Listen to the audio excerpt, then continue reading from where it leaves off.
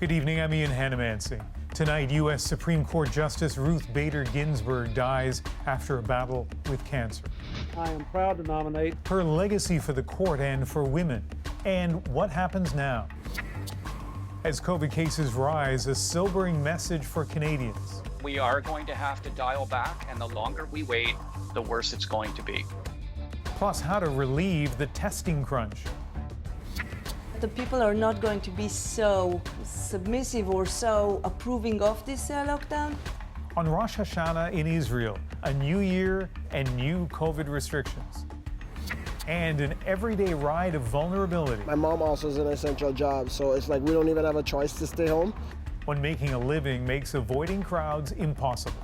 This is The National. And we begin tonight with breaking news. United States Supreme Court Justice Ruth Bader Ginsburg has died of complications from pancreatic cancer. She was 87, her death sending shockwaves through Washington tonight, just weeks from a presidential election. And while who replaces her and when will almost certainly alter and dominate the campaign, tonight Ginsburg is being remembered as a trailblazer. Just the second woman to serve on the country's highest court, Ginsburg has long been a vocal feminist. But recently, she'd become a pop culture icon for a new generation. Lindsay Duncombe begins our coverage with a look at Ginsburg's life and her legacy. The fight for women's equality in the United States wasn't just Ruth Bader Ginsburg's life's work. She lived the struggle. She saw injustice in the world. She fought it. And she did so while ascending to the highest court in the country, but very much staying herself. Ginsburg was born in Depression-era Brooklyn to Jewish immigrants. She decided at Cornell University she wanted to be a lawyer. My family had grave misgivings because who wanted to hire a lady lawyer in those days? Ginsburg was one of 9 women at Harvard Law School in a class of 500. She studied alongside her husband, Martin. We were best friends. And he was the first guy I had ever dated who cared that I had a brain. When her husband was sick with cancer, Ruth attended both of their classes and cared for their baby daughter. She graduated top of her class, but firms wouldn't hire her. After 41 rejections, she turned to teaching. Mr. Chief Justice, and may it please the court. In the 1970s, as a lawyer for the American Civil Liberties Union, Ginsburg argued 6 cases before the Supreme Court, challenging sex-based discrimination in the law. She won 5 of them, changing the legal landscape for American women. An appointment to the D.C. Appeals Court led to the Supreme Court. I am proud to nominate for Associate Justice of the Supreme Court Judge Ruth Bader Ginsburg. As the court moved to the right, Ginsburg became known for reading her sharp, scathing dissents from the bench. Her closest friend was her ideological opposite.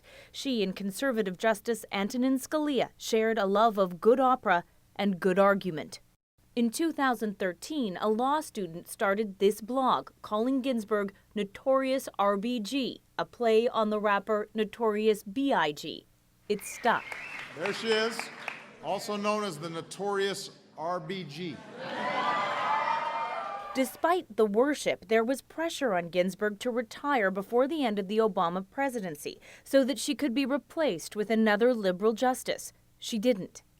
During the 2016 campaign, Ginsburg was openly critical of Donald Trump and later apologized. With his election, Ginsburg's status as a hero of the left escalated. There were films, a documentary, the closest thing to a superhero I know, and a Hollywood feature. What did you say your name was? Ruth Bader Ginsburg. The 2-time cancer survivor even took her workout routine to late-night TV. I'm cramping and I'm working out with an 85-year-old woman. Underlying it all, concern from the left that the tiny woman who changed so much would not survive the Trump presidency. Those fears were realized today. Lindsay Duncombe, CBC News, Washington. And this is the scene outside the Supreme Court tonight. Hundreds of people gathering to pay tribute to Justice Ginsburg, lighting candles, leaving flowers, and flags lowered to half-mast. Much will be said in the coming days about Ginsburg's legacy, but a vacant seat on the Supreme Court will also drastically change the campaign for president. The election just 45 days away. Katie Simpson joins us now from Washington. And Katie, the president spoke about Ginsburg while boarding Air Force One.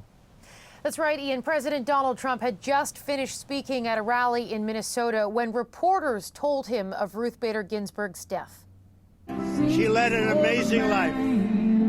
What else can you say? She was an amazing woman. Whether you agreed or not, she was an amazing woman who led an amazing life. I'm actually sad to hear that. All right, Katie, let's talk about the potential impact of her death on the presidential campaign.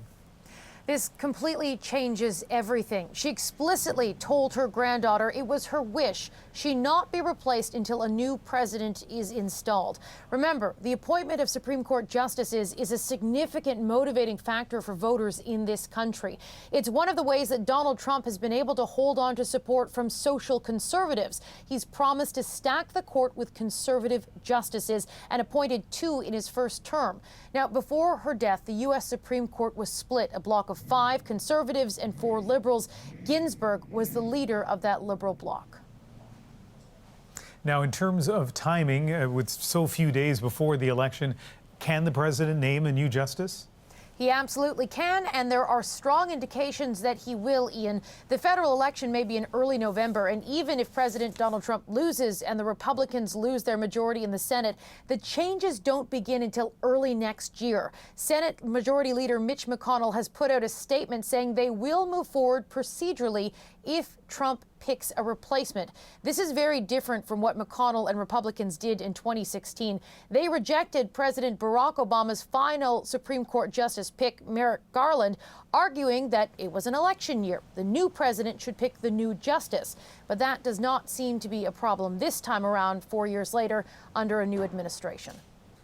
Katie, thank you. Thanks. And we have much more ahead on Ruth Bader Ginsburg and what her absence on the U.S. top court means for the country. That's in about 20 minutes. So the U.S. election isn't until November 3rd, but early voting began today in 4 states, including Minnesota. Both presidential candidates were there today, and so was Susan Ormiston, who got a chance to speak to some of the voters. Today's ballot has 2 sides. Masks and plexiglass, but at least they're voting. Proud Americans casting their first in-person ballots, 46 days early. Thank you for voting today. Early voting could break records this election. With COVID and hurricanes and civil unrest, all indicators suggest more Americans than ever want to vote early. 6 in 10 say they intend to, and that could mean more than 60 million votes cast between now and Election Day. When you show up in person and you drop it in the box yourself, you know what you've done. Hi. Hello. Are you registered to vote? Uh-huh. Anika Robbins and West Whitfield are door knocking for Black Votes Matter. I wanted to find out if you were registered.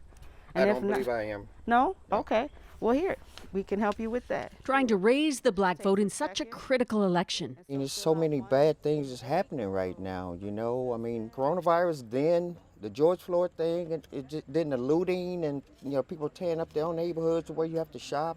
You know, that was sad. Our country is really kind of frayed right now. She sees early voting as a kind of insurance. I think that things are just very tense and it can go either way. And all we can do is just encourage people to get out and vote. George Floyd's shadow hangs over Minneapolis, planting the fight for racial justice squarely in this election.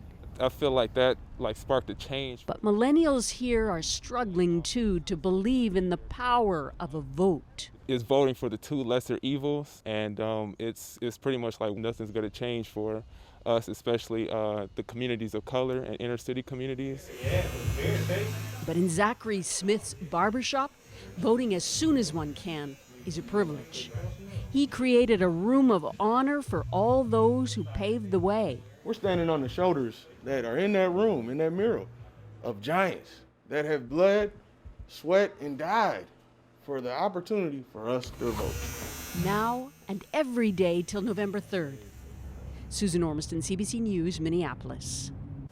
The closure of the U.S.-Canada border to non-essential travel was extended today for another month, but one person seems optimistic that situation won't last long. The U.S. president. We're looking at the border with Canada. Canada would like it opened, and, you know, we want to get back to normal business. We're working with Canada. We want to pick a good date, having to do with the pandemic. And I happen to think we're rounding the turn. We're doing very well. Donald Trump says the borders will open pretty soon, despite high or rising case rates in both countries, with 45,000 emerging in the U.S. today alone. In this country, some may be wearing masks, some may be avoiding gatherings, but whatever we're doing collectively to control the rate of COVID-19 transmission, it is not enough. The average rate of daily new cases across the country has more than doubled in just 1 month. But the number of COVID-19 patients in hospital remains low and stable so far. The likely reason, for weeks the trend is that about 2/3 of the newly emerging cases are in people under 40, and younger people aren't usually the most vulnerable. But as carriers and spreaders, they can endanger those who are. Katie Nicholson shows us how the risk is outpacing the response. Stephanie Tripodi makes drinks for others, but by the end of her shift, she could use one too to soothe her COVID worries. You really never know, like you don't know who the people you're like interacting with on a daily basis, who they've been in contact with, so you're really just like kind of just like gambling. The bartender has mixed emotions about having to work as COVID cases climb. It's a tough call because, you know, you need to make money and you need to pay rent and pay bills. Her apprehension shared in Ottawa, where people 6 feet apart lined all along the block for COVID tests. They tell the story of a province's upward surge. Today, 401 reported cases in Ontario, the highest daily number since June. An acknowledgement action is needed. We cannot run at government speed. We have to run at COVID speed. Next week, pharmacies here will help pitch in with testing. And the Premier hints he will be cracking down on COVID by bringing in further penalties for big parties in even more communities across the province. Toronto's mayor is also promising more rules. We did discuss the notion of sorting out some of the legalities, if I can put it that way, of what more we might do with respect to masks. Medical experts agree increased penalties and enforcement might help flatten Canada's curve. A lot of people will not change their behavior if there's no consequences to their actions. As the trend pushes upward, some doctors say even more restrictive measures are needed. We are going to have to dial back, and the longer we wait, the worse it's going to be. But for now, no new closures, no new lockdowns, and always the chance of infection. And like many Canadians, it's a risk she has to take. Katie Nicholson, CBC News, Toronto. Quebec's latest move to contain the spread of the virus is a massive police operation. We have to use every tool and every gesture at our disposal to avoid a second wave of COVID in Quebec. The province's police will visit 1,000 licensed establishments over the weekend and hit up owners and patrons with fines of up to $6,000 for breaking public health rules. Getting a COVID test in Ontario and Quebec can mean, as we saw, long lineups. But just yesterday, BC became the first province to approve a convenient spit and gargle test for kids. And as Susanna De Silva shows us, that's getting a lot of attention today. The first one felt like my nose was like I had a nosebleed. The first one was a swab up Raymond Wu's nose for a COVID test, but he has now gotten to try something new and be the example for kids around BC. You know, it was like I was swimming and accidentally got some water in my mouth.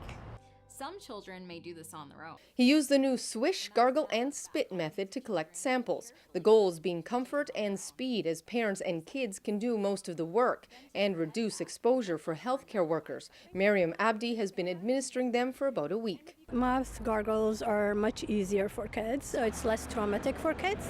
And we involve parents in the picture, so it makes it a little bit easier. The samples are still processed the same way as nasal swabs, and doctors who developed the method say their research has shown it is about 98% as accurate as samples collected through swabs, and more accurate than simply spitting into a tube. Other provinces are paying attention. And that work is underway in Alberta, but I don't have a timeline as to when it might be able to be moved forward. As soon as I saw that, I went right to our team and I said, I saw gargling with salt water, putting in. I think that's great for kids. I think it's great for everyone. Nova Scotia says it's also looking into it, but one issue everywhere, including BC, is a short supply of the tubes needed. Pretty much 2 hours before the center even opened, there were 44 people in the lineup. So the new test isn't going to help the situation for parents outside of BC right now. Kiyavashna Jaffe waited 5 hours to get his toddler tested in Ottawa. On a chilly day in Ottawa, to watch these kids stand in the lineup for that long, it's wrong, and it's just not fair for them. The new method for kids is available at testing centres throughout BC, with the hope that adults will also have the option at some point. Susanna De Silva, CBC News, Vancouver. So let's bring in Dr. Isaac Bogash, infectious disease specialist in Toronto. So case numbers clearly soaring in many parts of the country, but hospitalizations aren't at the same pace, and yet you are still very concerned. Why? I am very concerned, and I don't want to be the pessimist here, but unfortunately we know that this infection is very contagious, and right now it's really overwhelmingly in people in their 20s and 30s. We know it doesn't stay restricted to one age group for long. If it's left to spread unchecked, it will spread to other age groups, including older or more vulnerable populations, and it won't stay to a restricted geography for long as well. So sadly, if we don't do anything, or if we don't take corrective action, it will spread and we will see hospitalization and death. Those are a lagging indicator, but it's predictable. It could happen if we don't take action now. I know there's no easy answer to this, but what should we be doing then to try to contain this? We really have to reevaluate our fundamental pillars of our epidemic response and really ensure that we're optimizing testing, tracing, isolation, community engagement, communication strategies, and certainly optimize all of those fronts as we head into the fall and the winter. But the bottom line here, of course, as you say, we need to take these soaring numbers very seriously. Dr. Bogash, thank you very much. My pleasure. Conservative leader Erin OToole has tested positive for COVID-19. In a statement late tonight, the Conservative Party said that he's feeling well and is relieved his wife and children have tested negative. And he's not alone. Earlier today, Bloc Québécois leader Yves-François Blanchet announced his positive test, saying he's also doing perfectly well and will remain in isolation. Despite COVID circulating on the Hill and the spike in cases in the nation's capital, 4 of Canada's premiers met in Ottawa today with an urgent request: more money for health care. Salima Shivji has the details. This may all look different, the masks and the distance, but the message is far from new. We're here to ask the federal government, step up to the plate. We need 35%. The premiers want a big boost to health care transfers, $28 billion more a year, no strings attached, pushing Ottawa's share from 22% to 35%, to address, they say, chronic issues made worse by a pandemic. Nothing right now is more important to Canadians than health care. The federal government's contribution levels are the lowest they've been. The demand is the highest it's been. Not about politics, it's about people. Still, the politics are hard to avoid. Days out from the throne speech that will reveal the government's path forward, the Prime Minister was in private, virtual meetings with opposition leaders, but the premiers were determined to deliver their demands in person. Even though the capital is struggling with testing and a spike in infections, the premiers say that's the urgency, and this is the best way to get their message across. We've had a lot of productive phone conversations, but this is a very high-profile, tangible way of emphasizing the importance of this issue. Ottawa has spent billions in this crisis, much of that sent directly to the provinces, more than $10 billion specifically to help with healthcare costs. The Trudeau Liberals say they're listening. The Prime Minister has said on multiple occasions that he is happy to talk to premiers about the Canada Health Transfer. Happy to talk, just not right now, more like sometime later this fall. Even though Ottawa and the provinces all agree on one thing, the urgency of the health crisis in front of us. Salima Shivji, CBC News, Ottawa. And an update to a story we had for you on the National last night. An Ontario woman with cancer has received her dying wish. Thank you, everybody, for helping me. It meant so much to me and my family. Diane Costello was reunited with her U.S.-based parents at her bedside last night. Her daughter had struggled for weeks to get Costello's parents an exemption from the federal government from mandatory quarantine rules, which effectively prevented them from visiting due to their own health issues. The story got increased attention after CBC News revealed a billionaire CEO got an exemption at the border for a business meeting. Tonight, the worldwide number of COVID-19 cases has crossed another milestone. More than 30 million people have tested positive, 948,000 have died. One country that's seen a big increase in cases is Israel, with a 7-day average of 4,200, not only the nation's highest since the pandemic began, but one of the highest per capita in the world. That's led Israel's government to impose a second lockdown just as the Jewish high holidays begin. Margaret Evans has that story. Lots of balls in the air, but not many masks and very little social distancing.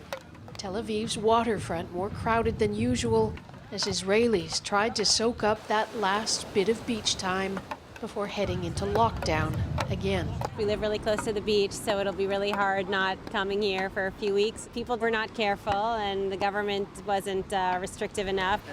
The lockdown, which will last at least 3 weeks, coincides with the start of the Jewish high holidays. The idea being that life and business tend to slow. But restaurant owners like Avi Shetrit say it's a disaster. We have a restaurant 22 years working, and now we have to close again, and we don't know how it will affect us. Police were on the road from Tel Aviv to Jerusalem, questioning motorists about their destinations even before the lockdown began mid-afternoon. Israel tackled the coronavirus aggressively back in March, even setting up separate voting stations for those isolating. Critics say the government lifted the lockdown too soon and failed to curb large gatherings, in particular in ultra-Orthodox communities. Around 5,500 people are now being infected every day, a staggering number for such a small country. In a democracy, you have to have the trust of the people. Political scientist Gail Talshir says regular protests against the Israeli Prime Minister Benjamin Netanyahu in Jerusalem are unprecedented. I think what we're going to see over this lockdown is that the people are not going to be so submissive or so approving of this lockdown. Yesterday, Netanyahu said the number of severe cases in Israel is on the rise, warning that lockdown rules could become even stricter. But he also knows he's walking a very fine line. Margaret Evans, CBC News, London.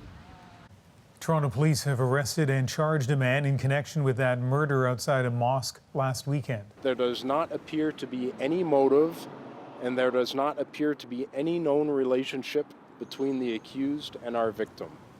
The man is accused of stabbing to death a 58-year-old outside a mosque last Saturday. Investigators are looking into whether this case could be connected to another murder in the area. They're 17-year-old boys, they're full of life. In PEI, 2 missing teenagers have now been publicly identified. Alex Hutchinson and Ethan Riley's boat capsized Wednesday off the coast of western PEI. Officials say the search is now considered a recovery operation. Tensions ran high today on the shores of Nova Scotia over the lobster fishery. The commercial season is over for the year, but yesterday a Migma First Nation put their traps in the water. 2 people were arrested. Kayla Hounsel has the story. Look at them all, man. They have us surrounded. The day began with dozens of non-Indigenous commercial lobster boats circling on the water. It's just another intimidation tactic. We've been going through it for the last 48 hours, really. And yesterday we dropped our first ever livelihood traps, and they were cut before we made it back in. We ain't going anywhere either, man. Tensions have been escalating since the Sept First Nation launched a self-regulated fishery yesterday. It is our treaty right to fish, no matter what the you can't argue with because I don't care if you're going for the man on the moon. It's not right. Indigenous people do have a right to fish for food, but can't sell the product without a commercial license, and they've been clear they intend to. The Supreme Court of Canada acknowledged their right to fish for a moderate livelihood 21 years ago, but the court also said that was subject to government regulation, And so far, there are no rules. We don't need governance from the Canadian government. We govern ourselves. So our tags came from a management plan made up by our community. But Nova Scotia's commercial lobster fishery is now closed, and the fisheries minister says any commercial fishing is unauthorized. She's calling on both sides to meet with her. Right now, there is so much tension that we just really need to calm that tension down. That is the #1 priority right now. The RCMP say they arrested 2 people. It's unclear from which side. Non-Indigenous fishermen say their concern is conservation. It's the time of year when the lobsters are vulnerable and they're taking them when they're breeding. If we kill all of our babies, we'll have no adults later in life. The non-Indigenous fishermen are out there cutting trout. They're doing all this stuff. With no end to the impasse in sight, Migma chiefs are calling on the Department of Fisheries, the Nova Scotia government, and the RCMP to protect them. Kayla Hounsell, CBC News, Halifax. Overcrowding on Toronto's transit system has prompted some serious questions and protests. If you want to sit, you have no chance. But even when you stand, you have no breathing space. How it affects neighborhoods already among the hardest hit. I'd love for the politicians to take the buses themselves. Plus, a homecoming 6 months in the making. We're back in 2.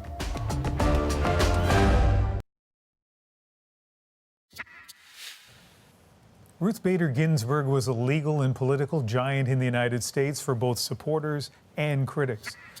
Flags are at half-mast tonight at the U.S. Capitol, a testament to the deep mark the Supreme Court justice leaves on American society and culture. For the crowd gathered outside the Supreme Court, her death with a U.S. election just weeks away adds uncertainty to their grief. Well, for more on what her life and death means, we're joined by longtime CBC Washington correspondent Keith Moog, who is in Ottawa this evening, and Canadian criminal defense lawyer Marie Henein, who is in Toronto. RBG, as she was known by many, was a trailblazer for women and the law. So Marie, let me start with you and your thoughts on that part of her legacy. Well, she had a significant legacy, both as a lawyer. She argued numerous cases in the Supreme Court of the United States. She founded the ACLU Women's Rights Section or Division. And then as a judge, she was extremely powerful.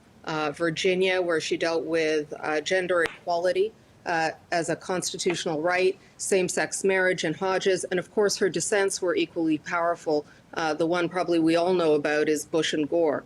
She was a legal titan. There's no question about that. And so now there is, of course, a vacancy on the Supreme Court, and it may seem inappropriate to be talking a lot about this tonight, but it's a big part of the American story. Keith, how quickly can she be replaced? Well, I think you can expect the president to nominate someone to replace her very soon. He came up with another list, as he did in the last campaign, of possible judicial nominees just about 10 days ago, and he'll select somebody from that, and it'll become a part of his campaign. I think that he probably sees an opportunity in this to remind people that he has reshaped the court in his first 4 years, and that voting for him again means that he can continue to do that.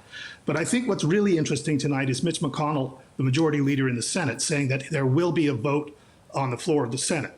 What that means, as far as I can see, is that he intends to have a vote no matter who wins the next election. He intends to have a vote even if it's in the lame duck session between the election and the swearing in of a new government. He intends to have a vote even if the election indicates that the Democrats will have a majority in the Senate. So you can take from that it's going to be an urgent priority, probably more so for Mitch McConnell than even Donald Trump.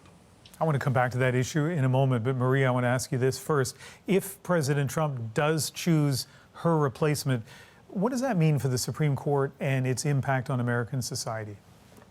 It would be a very substantial impact on American society. It would put the majority firmly in the Republican side of things, and the swing, we've seen some swing with Roberts, but her being replaced by a Republican nominee would be quite significant, and there is a real agenda there. And I just want to pick up on something. You may recall that when Obama was on his way out, he had nominated Merrick Garland to replace Scalia, And the Republicans were up in arms and absolutely refused to open the floor on the Senate to vote because they said it was an election year. So it'll be quite a stunning turn of events to take such a contradictory position now and to try to push this through. We're going to hear a lot about that stunning turn of events if indeed it does come to pass. And Keith, many people expect that it will, in that the Republicans will go ahead and try to replace Ginsburg no matter what the timing is here. Tell us about the political impact of all of this, which I'm sure we'll begin hearing about tonight, certainly if not tonight, then tomorrow. Well, obviously, I think Donald Trump would like this issue to play for him the way that the similar issue with Merrick Garland played in the 2016 election. But this is actually quite different. At that time, Senator Mitch McConnell was essentially taking the seat hostage and saying it will be filled by whoever wins the election. As I've explained, that's not the case this time. He intends to have a vote on the nominee regardless of the outcome of the election. So there's that thing to consider in terms of the presidential race. But this will now also have an impact on a number of important Senate races that will decide that majority. Take, for example, Republican Susan Collins in Maine. She's going to have to answer questions about whether she thinks it's appropriate for the Republicans to use the lame duck session to confirm a Supreme Court nominee. And she has to be very careful about how she answers that question because it could have an impact on whether she continues her career as a senator. She's trailing in the polls there. So this is going to happen in Maine for her, and it's going to happen in a handful of other states that are right on the edge that could go Democratic or Republican in the election. And now this is a big issue for those senators to have to discuss on the stump. So deep is her impact on so many things, Marie, that we were just looking at pictures of people drawn to the U.S. Supreme Court tonight, I think, just to share experiences and mark her passing. What are you thinking about tonight? Well, I think she was just an absolute icon for women, for young women. She crossed the bar into the consciousness of the public. She was quiet, as you know. She was an intellect. But she was pragmatic and also principled. She exhibited a strength that I think a lot of women were inspired by, and she is a very, very significant loss. And Keith, less than 30 seconds, last thoughts?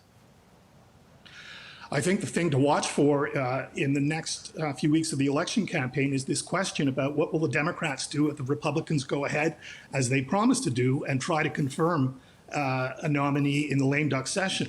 If they should win the presidency and the Senate and hold on to the House, will they use the power they have in Washington to enlarge the Supreme Court? It's something they've been talking about ever since the Merrick Garland issue surfaced. It's certainly something that's going to come up very, very quickly. Keith Bogue, Marie Hennon, really nice hearing your reflections and your analysis tonight. Thank you. Thank you. Next on The National, buses crowded with people and plenty of worry. We look into concerns about overcrowding on Toronto's transit in already hard-hit areas.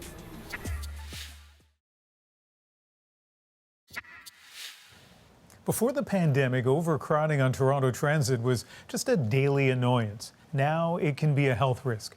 But many commuters don't have the option of giving up their ride. And at rush hour, many buses are still jammed. The problem is especially acute in areas of the city that have already been hit hard by COVID-19.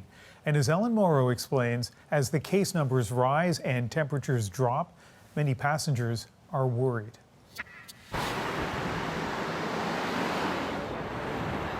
The evening rush in northwest Toronto.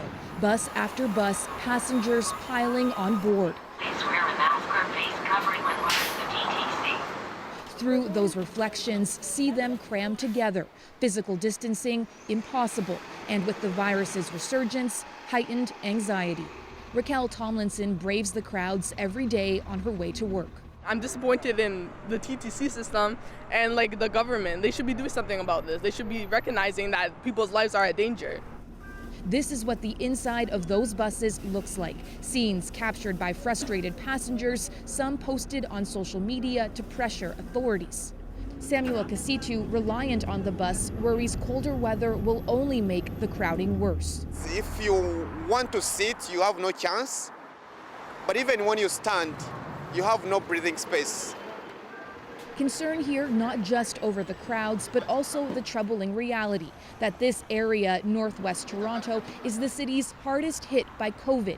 There have been more cases in this pocket of the city than anywhere else. Still, many here have no choice but to ignore their fears and cram inside. It's the only way they can get to work. It's not always going to be possible on all routes at all times to have that distance. The Toronto Transit Commission has added 110 extra buses to increase service, but as the overcrowding in some areas continues, it has yet to bring back all the staff it laid off earlier in the pandemic, citing inadequate demand across the system overall. So one of the things that we're saying to people is if there's a vehicle that's uncomfortably crowded, like if there are more people than you're comfortable with, step off and wait for the next one. That's not an ideal solution, but it is an option that people will have. But our focus is on getting buses out there where they're needed most. These protesters in East Toronto are calling on the province to boost transit funding. We demand that the provincial government wake up. Jennifer Robinson's son has a respiratory condition, too worried now to take the bus. I would love for them to come out here and try it. I'd love for the politicians to take the buses themselves. I'd love for them to have the same feeling that people who, are immigrants or in lower paying jobs feel. Rashev Brown, a grocery worker, knows that feeling all too well, walking to his bus stop at 5 a.m. Brown's mother is asthmatic. Every day he's scared he'll bring the virus home. I come home, I gotta make sure that I take my clothes off right away by the door. And my mom also is an essential job, so it's like we don't even have a choice to stay home.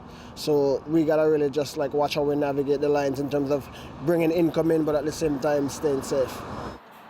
A difficult balance now, one set to become more precarious as cases rise and winter looms.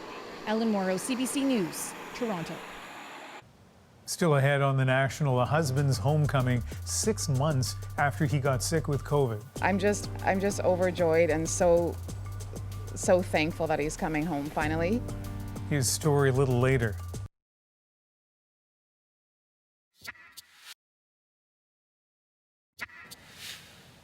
Welcome back. The Trump administration appears to be making good on its threats aimed at 2 Chinese tech firms. As of midnight Sunday, American users will not be able to download messaging app WeChat and the video sharing giant TikTok. Thomas Dagla now on what that crackdown means for those in the U.S. and here in Canada. For an app that at first glance just looks like fun, there sure is trouble ahead. From the U.S. president's perspective, here's why. You have to have the total security from China. Claiming TikTok's Chinese owners give personal user data to Beijing, the U.S. administration is ordering app stores to stop offering TikTok as of Sunday. We can never take Trump and his administration's claims at face value. The internet is intended to allow, open communication. Maybe banning TikTok. No! U.S. TikTokers aren't impressed, and there are tens of millions of them. You know what? I don't want to say goodbye. By contrast, the Canadian government is actually advertising on TikTok, using it to warn young people about the dangers of spreading COVID-19. The platform isn't all about dance moves, recently helping spread the word about Black Lives Matter. The community is so dope and so supportive. So that low-key breaks my heart a little bit, just to know that, the app could potentially be no more. The Trump administration is also restricting the use of WeChat, messaging and payment software that's hugely popular with the Chinese diaspora.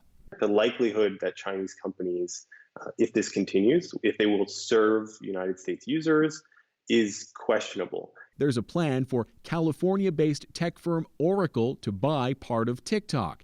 But unless the deal is approved by the U.S. government, TikTok could be shut down there, potentially even slowing down the app for Canadian users. Now, there is a catch. The U.S. is only planning a full ban on TikTok after the presidential election in November. That gives the company almost 2 months to finalize a U.S. ownership deal. And that's what the Trump administration wanted all along. Thomas Dagla, CBC News, Toronto. I love his creative on cameras. Next on The National, seizing a moment of change. If you look at the history of any pandemic in human history, it's always created massive change. Indigenous filmmakers featured at TIFF tell us what this moment means for them.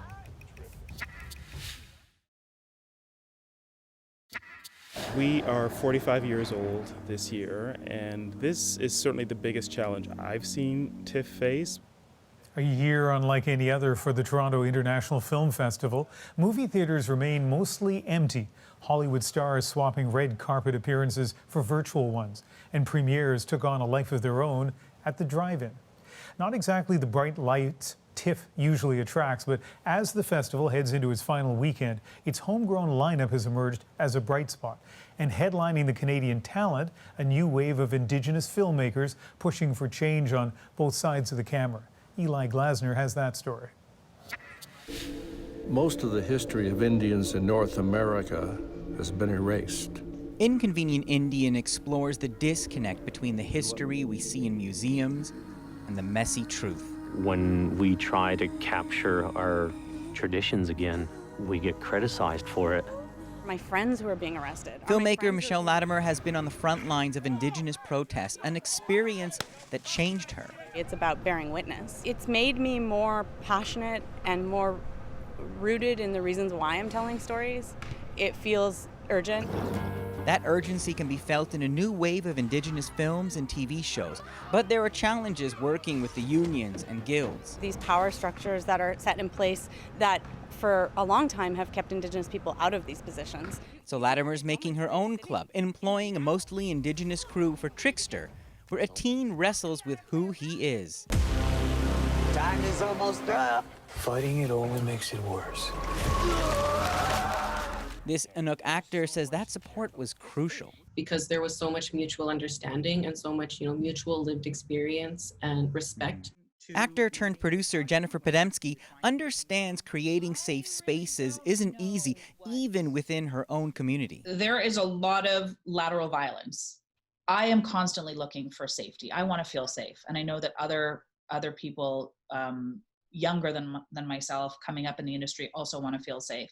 Welcome to the Shine Network. It's one reason why she's launching a new platform to support Indigenous women.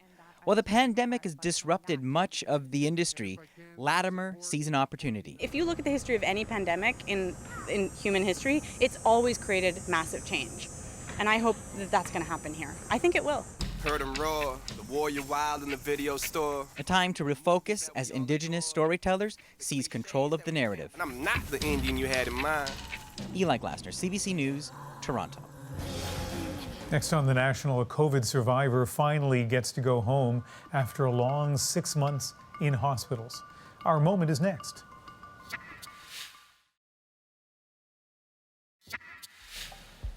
For the Robertson family, COVID-19 has been deeply personal. Tori has been fighting and recovering from the virus for the past 6 months. Today, at long last, Tori got to go home, and that is our moment.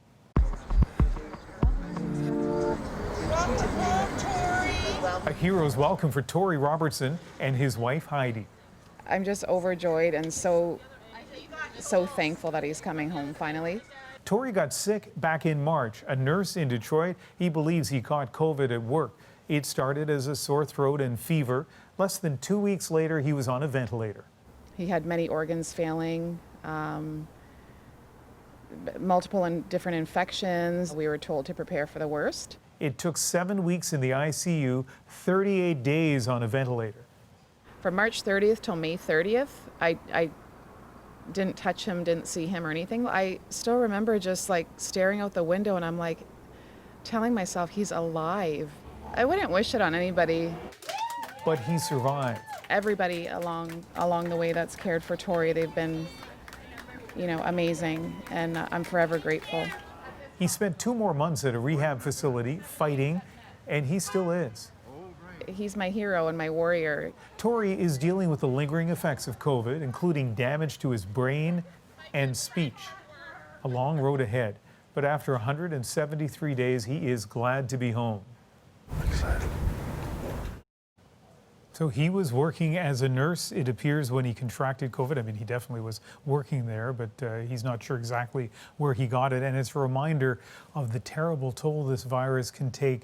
The deaths we hear about, we see the statistics, but then there are the cases like his wife Heidi wants everybody to know a couple of things. The thanks, as she said, for the team that helped him, but also that COVID, in her words, is not a hoax.